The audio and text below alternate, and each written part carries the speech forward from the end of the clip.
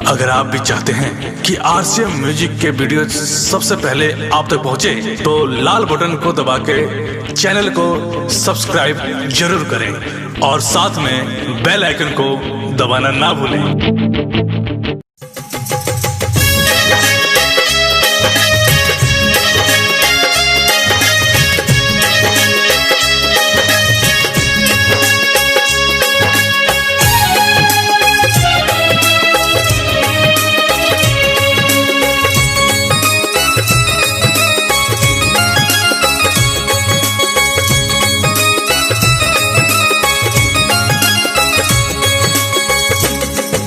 आइए मैं आपको एक कहानी सुनाने जा रही हूँ जिसमें स्वर स्मिता सिंह जी ने दिया है और ये कहानी ज्योति रघुवंशी द्वारा बताई जा रही है। आइए सुनते हैं इस कहानी को।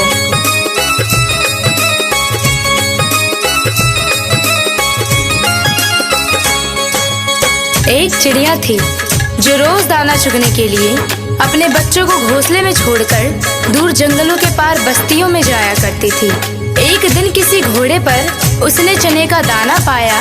वह उसे लेकर चक्की में दरने के लिए गई। दाल दरते दरते एक दाल खूंटे में फंसी रह गई। एक ही दाल बाहर निकली। चिड़िया ने उसे निकालने की अपनी ओर से बहुत कोशिश की, लेकिन वह सफल नहीं हो सकी। चिड़िया बढ़ई के पास गई और उससे खूंटे में फंसी दाल बाहर निकालने को कहा।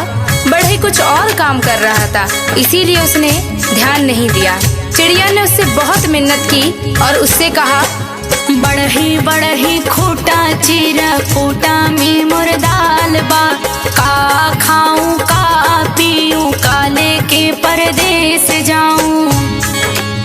बढ़ई ने उसकी एक ना सुनी और उसे दुत्कार कर भगा दिया।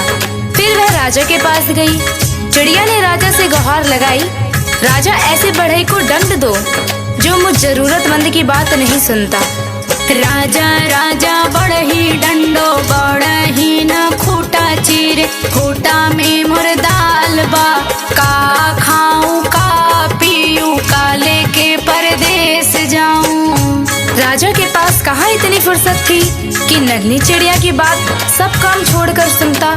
जब उसने भी विनती पर कोई ध्यान नहीं दिया तो वह रानी के पास गई और रानी से बोली, हे रानी, तुम अन्याय राजा का साथ छोड़ दो। रानी रानी राजा ते जो, राजा ना बढ़ही डंडे, बढ़ही न खूंटा चीरे, खूंटा में मोर दाल बा, का खाऊं का पीऊं, काले के परदेस जाऊं। रानी भला अपने राजा को क्यों छोड़ने लगी? रानी ने रोती बिलखती चिड़िया की एक ना सुनी और उसकी बात मानने से इनकार कर दिया। फिर गौरैया उड़ी और सांप के बिल के पास जाकर रोने लगी।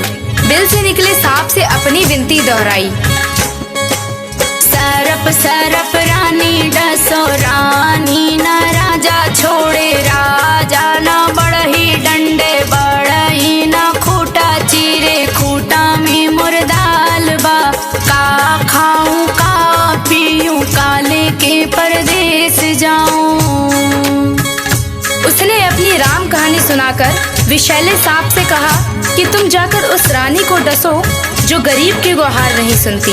जो रानी सब कुछ जानकर भी हमें राजा से न्याय नहीं दिला सकी और न ही राजा को छोड़ सकी, तुम जाकर उसे क्यों नहीं डस लेते?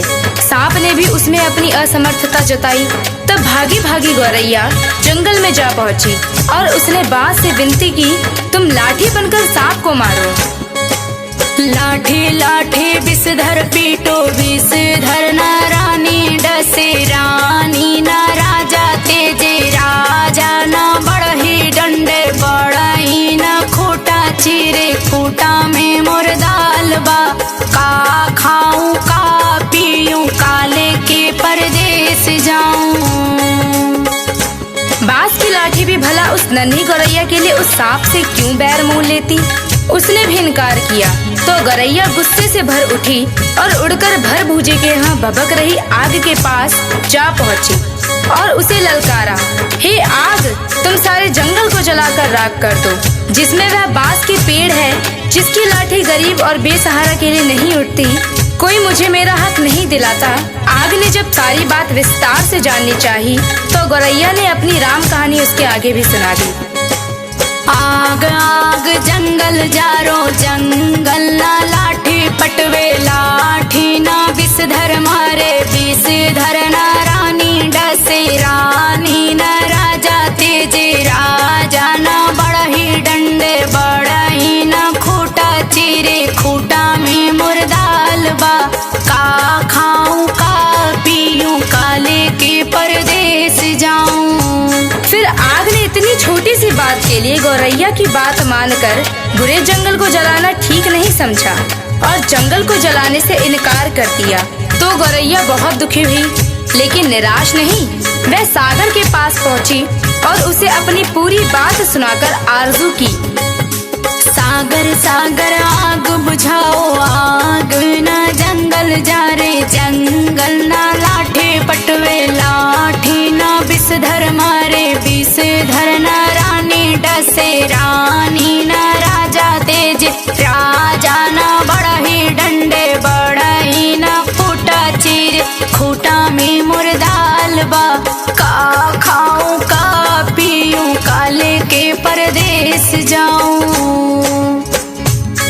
विशाल सागर भला गौरैया की इस गुहार को क्यों सुनता। वह अपनी मस्ती में हंसता हुआ गुजरता रहा और गौरैया उसके किनारे अपना सिर ढूंढती रही। सुबह से शाम होने को आई। गौरैया को जब यहाँ भी न्याय नहीं मिला तो वह हाथी के पास पहुँची। हाथी के पास उसने अभिनय की कि तुम चलकर मुझे न्याय दिलवाओ। उस समुद्र को सोख लो जो मुझ दुखियारी की हंसी उड़ाता है, बलवान होते हुए भी अन्याय के विरुद्ध खड़ा नहीं होता। जानते हो हमारे साथ क्या गुजरी है। और वह गा गा कर पूरी व्यथा कथा हाथी को सुनाने लगी।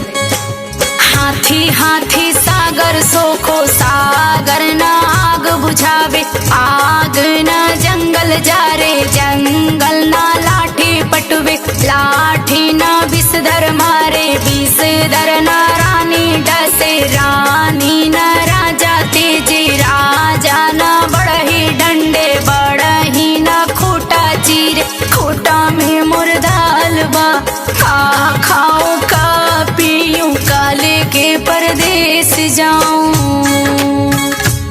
हाथी भी गौरैया की बात सुनकर टस से मस नहीं हुआ। उसने भी उसका साथ नहीं दिया और उसकी बातों को हवा में उड़ाता हुआ अपने लंबे लंबे सूप जैसे कान हिलाते मस्ती में आगे निकल गया। अब नन्ही गौरैया का धीरज टूटने लगा। वह थक कर चूर हो गई थी। जहाँ की तहाँ बैठी लाचार सी होकर आंसू बहाने लगी। सारी दुनिया उसे अंधेरी दिखाई देने लगी। किस किस से उसने अपनी कहानी नहीं सुनाई, लेकिन किसी ने उसकी मदद नहीं की। बेसहारा लाचार की करुण पुकार पर कोई ध्यान नहीं देता। तभी उसके पैरों के पास एक नन्ही सी चींटी आकर उसका हाल पूछने लगी। उसने देखा नन्ही नन्ही चींटियों की एक लंबी कतार एक के पीछे एक बहुत ही अनुशासित ढंग से चली आ रही है। उसने ध्यान से देखा उनका अद्भुत संगठन और अथक परिश्रम। वे बड़ी फुर्ती तत्परता और सुनियोजित ढंग से अपना काम मिलजुल कर किए जा रही थी। चींटियों ने आकर उसे घेर लिया और गौरैया से पूरा वृत्तांत सुना। सुनकर सहानुभूति के साथ बोली, बहन, इस दुनिया में रोने गिड़गिड़ाने से काम नहीं चलता और ना ही बैठकर आंसू बहाने से कुछ होता है। हिम्मत हार कर बैठना तो कायरता है। चलो चलो हमारे साथ, हम न्याय दिलाएंगे, कोई रास्ता निकालेंगे। चलते चलते चिड़िया यह सोचती रही कि भला ये नन्ही नन्ही चींटियां मेरी क्या मदद करेंगी, जबकि बड़ों बड़ों ने मुझसे मुंह मोड़ लिया और मेरे किसी काम ना आए। खैर चलो देखते हैं, कोई तो मेरी मदद के लिए आगे आया है। चींटी बहना हमारा साथ देने चली है तो उसकी फौज भी तो है उसके पीछे। फिर घबराना क्या, देखते हैं क्या होता है। गौरैया सोचती चली जा रही थी। तभी चींटियों ने उससे कहा कि तुम किसी पास के डाल पर थोड़ी देर बैठ जाओ और देखो मैं क्या करती हूँ। कैसे पहाड़ जैसा हाथी मेरे इशारे पर नाचने लगता है और तुम्हारे काम के लिए दौड़ा दौड़ा समुद्र के पास जाता है। हिम्मत हारने से कुछ नहीं होता, मिलजुल कर जुगत लगाने से ही समस्याओं के समाधान का रास्ता निकलता है। गौरैया फिर से पास के पेड़ के डाल पर जा बैठी और चकित होकर चींटियों की असंभव सी लगने वाली बातों को कारगरों से अपनी आंखों के सामने देखती रही। चींटी धीरे धीरे हाथी के पैर से सरककर उसके कान तक जा पहुंची। हाथी अपने सूप जैसे कान हिलाता सूंड से अपने माथे पर फूंक मारता आता ही रह गया और चींटी उसके कान में घुसकर उसे तंग करने लगी और उसे समझाने लगी, बड़े बड़े बलवान यदि अपने बल अहंकार में चूर होकर दीनहीन छोटों की सहायता ना करे तो उन्हें भी भान होना चाहिए कि काम पड़ने पर छोटे भी यदि अपनी आन बान के लिए अड़ जाए तो बड़ों बड़ों के लिए संकट पैदा कर सकते हैं। अभी तो मैं अकेले आई हूँ, किंतु मेरे पीछे असंख्य चींटियों की लंबी कतार चली आ रही है। कहीं सबने एक साथ चढ़ाई कर दी तो लेने के देने पड़ जाएंगे। अपने प्राण संकट में क्यों डालते हो? मेरी नेक सलाह यही है कि तुम सीधी तरह चलकर गौरैया का काम करो, नहीं तो आगे समझ लो मरता क्या ना करता। हाथी झुंझलाहट और घबराहट में चींटी की बात मानने को लाचार हो गया। वह यह कहते हुए गौरैया के काम के लिए सागर को सोखने को तैयार हो गया।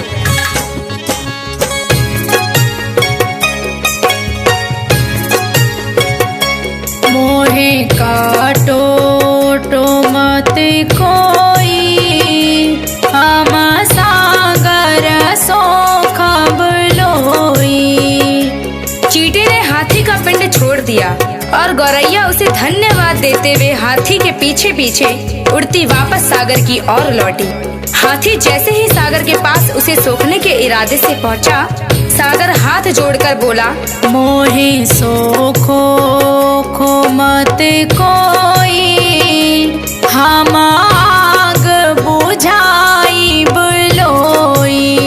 सागर जब अपने तटों की सीमा छोड़कर आग बुझाने के लिए उमड़ा, आग ने थर थर कांपते हुए गौरैया का काम करने का वचन दिया और कहा, मोहे बुझाओ बुझाओ मत कोई, हम जंगल जारब लोई।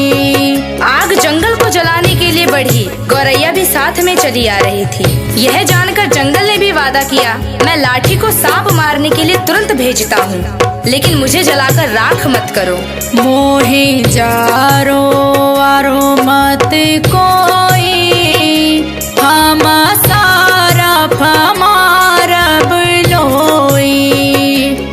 सांप की क्या मजाल जो जंगल की बसवारियों में अनगिनत लाठियों की मार से भयभीत ना हो।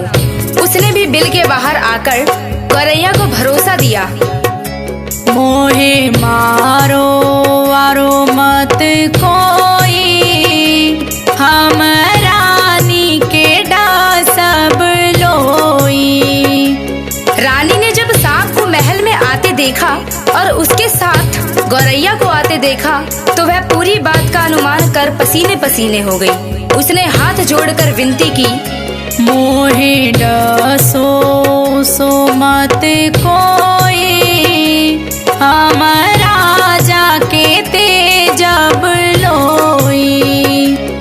रानी के उस वचन के बाद भला राजा क्यों अपने हट पर टिकता? उसे तो गौरैया की धीरज, अथक परिश्रम और सूझबूझ का समाचार मिल चुका था।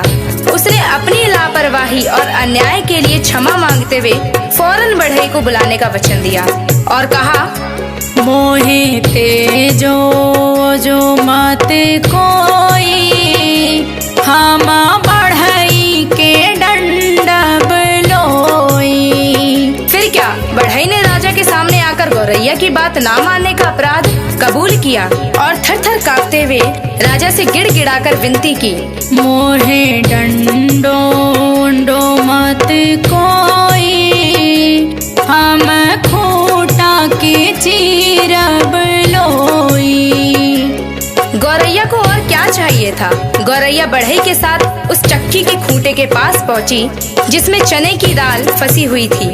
बढ़ई ने खूंटे से दाल निकाल कर दी और गौरैया उसे अपनी चोंच में लेकर अपने घोंसले में जा पहुंची, जहां उसके नन्हे नन्हे बच्चे जब से वह गई थी उसकी राह में आंखें बिछाए भूखे प्यासे बैठे थे।